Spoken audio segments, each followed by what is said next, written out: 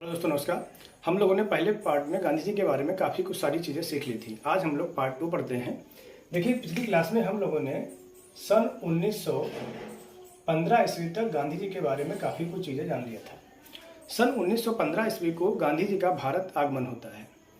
भारत आगमन जब होता है गांधी जी का, तो यहाँ पे उनके राजनीतिक गुरु जो होते हैं वह गोपाल कृष्ण गोखले जी होते हैं। गोपाल कृष्ण गोखले को महात्मा गांधी जी का राजनीतिक गुरु माना जाता है।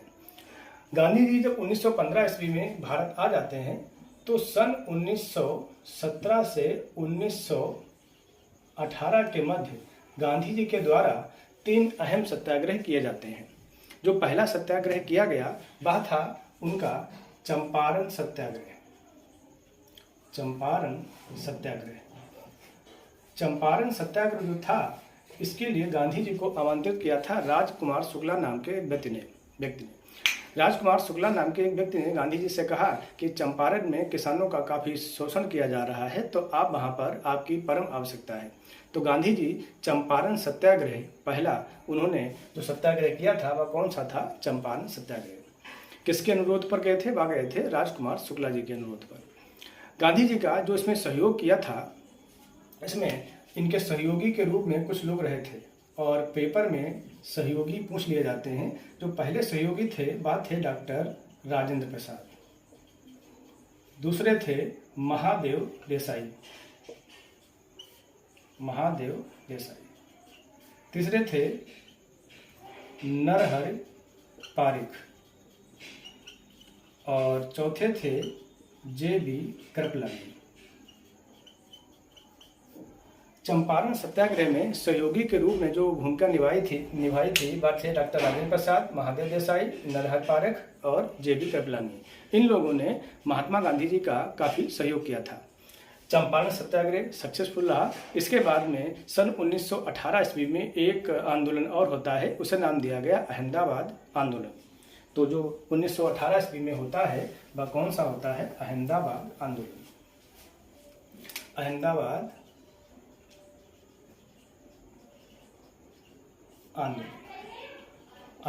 जो आंदोलन था वह कब हुआ था? सन 1918 ईस्वी को। सन 1918 ईस्वी को अहमदाबाद आंदोलन प्रारंभ होता है। अब इसके बारे में कुछ चीज़ें पूछ ली जाती हैं कि जो अहमदाबाद आंदोलन था, इसमें प्रथम भूख हड़ताल की गई थी। प्रथम भूख हड़ताल क्यों गई थी?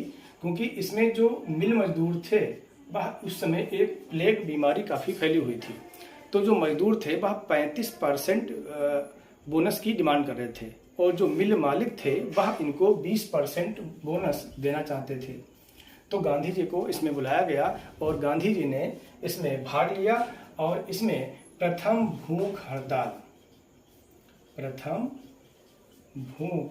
हड़ताल जो की गई थी वो किस आंदोलन में की गई थी? वह की गई थी अहमदाबाद आंदोलन में।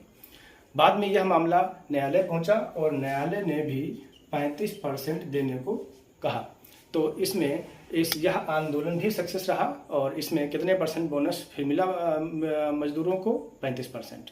इसके बाद में सन 1918 ईस्वी को ही तीसरा आंदोलन होता है, वह होता है खेड़ा सत्याग्रह। जो खेड़ा सत्याग्रह था, इसको प्रथम असहयोग आंदोलन भी कहा जाता है। प्रथम असहयोग आंदोलन।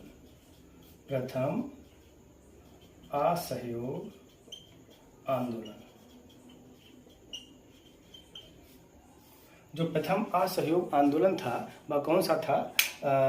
ये था आपका खेड़ा सत्याग्रह। इसके बाद में गांधी जी के जो भाग लेते हैं वह होता है एक आंदोलन। यहाँ पे हम लोग चर्चा कर रहे हैं गांधी जी के किए गए प्रमुख आंदोलन। सन 1919 ईस्वी में खिलाफत आंदोलन।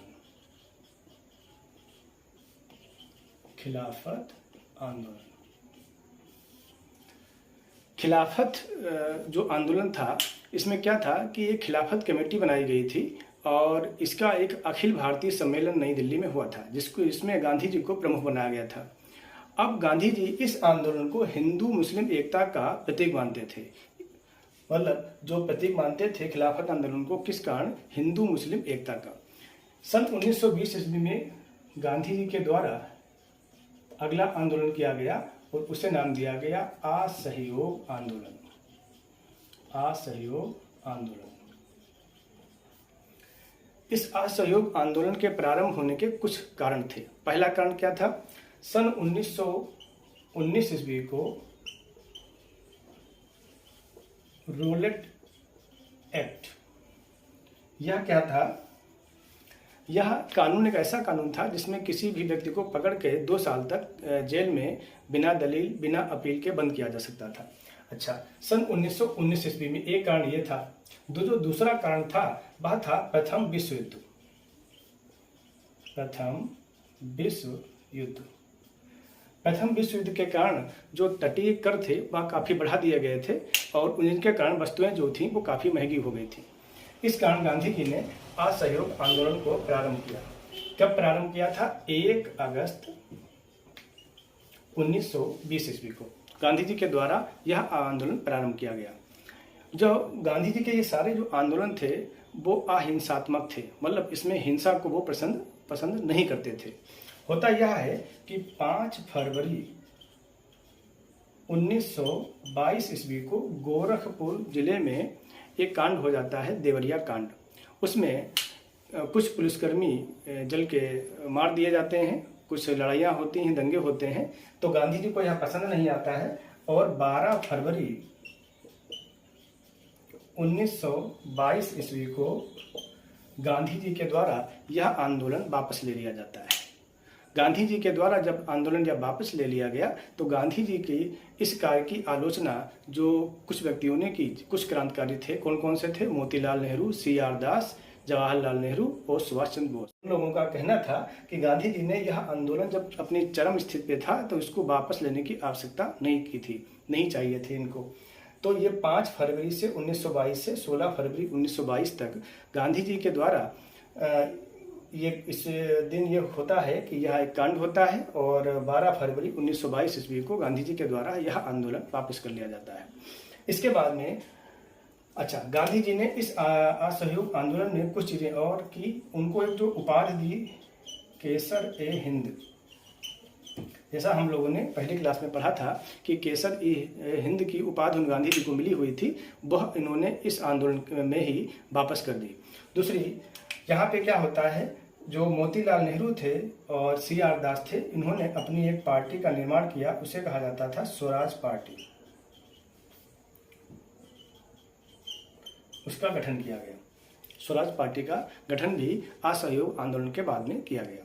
ठीक है, इसके बाद में गांधी जी के द्वारा अगला आंदोलन जो प्रारंभ होता है वह होता है सविनय अवज्ञा आंदोलन।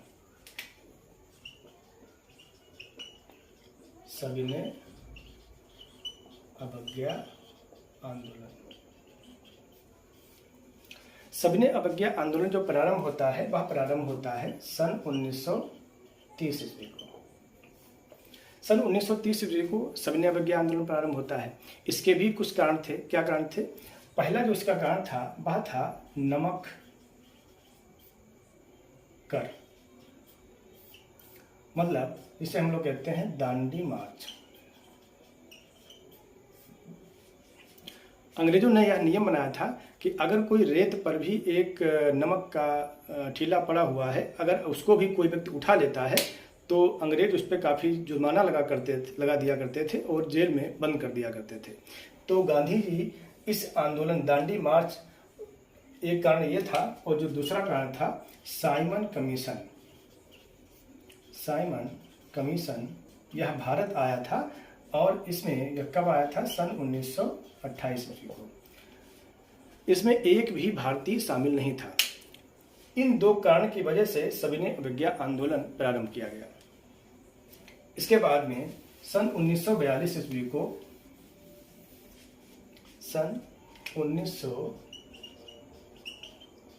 ईस्वी को आंदोलन होता है जिसे नाम कहते हैं भारत छोड़ो आंदोलन। इसे अगस्त क्रांति भी कहते हैं। क्यों कहते हैं? क्योंकि यह 8 अगस्त 1942 ईस्वी को प्रारंभ किया गया। गांधी जी ने जब इस आंदोलन को प्रारंभ किया, गांधी जी को 2 साल की सजा दे दी गई और उनको आगा खां पैलेस पूना में जो बना हुआ है वहाँ पे बंद कर दिया गया। इस समय में ही महादेव देसाई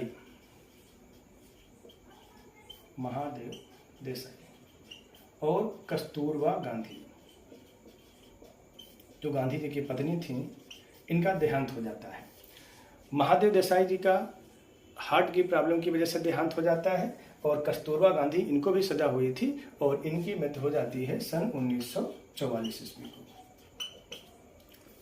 इन दो व्यक्तियों की, कस्तूरबा गांधी जी की और महादेव देसाई, इन लोगों की मृत्यु इस आंदोलन के दौरान हो जाती है। इसके बाद में भारत छोड़ो आंदोलन जब यह प्रारंभ होता है तो इसमें गांधी जी ने एक करो या मरो का नारा भी दिया था। करो या मरो, गांधी जी ने इस आंदोलन में यह नारा भी दिया था। यह भी काफी बार पूछ लिया। बाद में 30 जनवरी 1948 ईस्वी को एक दुर्घटना घटित होती है। होता यह है कि एक बिरला हाउस पड़ता है नई दिल्ली में, जहां पर प्रतिदिन शाम को 5 बजे एक प्रार्थना सभा रखी जाती है। गांधी जी उस प्रार्थना सभा में हमेशा की तरह शामिल होते हैं, मगर उस दिन शाम को 5 बजे वह सरदार वल्लभ भाई पटेल जी के साथ में एक मीटिंग में व्यस्त थे, इसीलिए उनको आने में थोड़ा विलम्ब हो गया। बाद में वह आभा और मनु का सहारा लेकर वहाँ पर पहुँचते हैं, मगर जब आभा और मनु के साथ में गांधी जी वहाँ पे जा रहे होते हैं तो सामने से एक व्यक्ति नाथूराम गोडसे, जिस व्यक्ति का नाम है, वह आ जाता है। तो मनु उनसे कहती हैं कि आप सामने से भैया हट जाओ, बापू जी को वैसे भी काफ़ी देर हो चुका है। मगर उस व्यक्ति ने गांधी जी पर 3 गोलियां बरसाई, जिससे गांधी जी की वहाँ पे डेथ हो गई। और बाद में नाथूराम गोडसे और इनके एक सहयोगी थे आप्टे, इन लोगों को 1949 ईस्वी में फांसी दे दी गई। इस फांसी का गांधी जी के पुत्रों ने यह भी कहा था कि इस फांसी मतलब इस सज़ा को कम कर दिया जाए, मगर उस समय के प्रधानमंत्री जवाहरलाल नेहरू और उप प्रधानमंत्री जी ने इनकी मांग को खारिज कर दिया और सन 1949 ईस्वी में इन लोगों को फांसी दे दी गई। आशा करते हैं बापू जी के बारे में ये 2 चैप्टर में आपको काफ़ी कुछ समझ में आया होगा। धन्यवाद, नमस्कार।